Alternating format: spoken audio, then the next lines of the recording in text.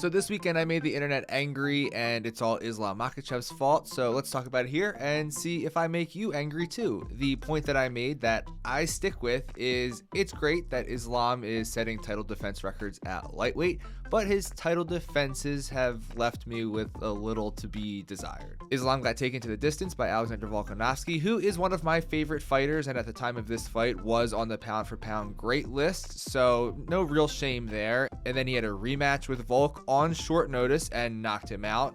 You know, short notice and all. Islam finished Dustin Poirier, who I would argue is on the backside of his career. And then obviously Islam just finished Renato Moicano on a one-day notice fight. So again, short notice. So my point was that even though he defended his title against great fighters, two of them were against a guy from the weight class below him, even though it's Alexander Volkanovski. One was a lightweight who's at the end of his career, and one was a lightweight that fought on one-day notice. Not ideal to fight Islam Makhachev on one-day notice. So here were some of the criticisms, and let's talk about it. I think the complaint that I got the most is that I'm just being a hater. I'm not. I think Islam is a great fighter. He is a great champion, and I know it's not his fault who the UFC puts in front of him, but I want to see title defenses against better challengers and not short notice fights and not against featherweights. We're at a point now where they're talking about maybe Ilia Topuria will fight Islam next. Again, another featherweight. Can we just get some lightweights who are not at the end of their career or on short notice?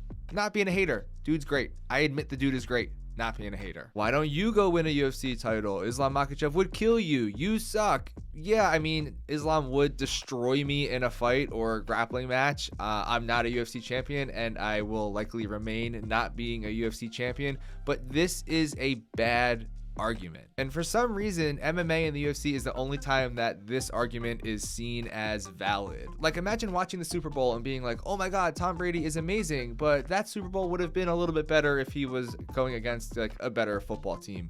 And then someone responding with, well, you've never thrown a touchdown pass, so how dare you talk bad about Tom Brady? Well, I didn't talk bad about Tom Brady. I just said the game could be better. You notice how that argument doesn't work in any other sport? It's a stupid argument to make here. To say only people who have won UFC lightweight championships can have anything to say that isn't outright positive about the UFC lightweight champion is a stupid argument. Now, perhaps the most valid criticism and complaint that I received was, you're forgetting about Charles Olivera. Islam beat Charles Olivera. Olivera is in his prime. Yep, he is. Islam beat Charles Olivera. Charles Olivera was in his prime at the time. This post was about title defenses. I think it's like the fifth or sixth word I wrote. Title defenses. He did not defend his title against Charlie Olives. He won his title against Charlie Olives. I'm talking about the defenses.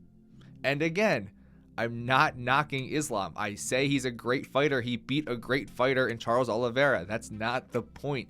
The point is, who did he defend his title against? If he fights Charlie Olives next and defends his title against Charlie Olives, that's great. That would be good. I would give him credit for that. Just like I'm giving him credit for the title defenses he does have. Reading comprehension. Title defenses. So have I made you angry? Are you mad at me too? Let me know in the comments. Thanks for watching.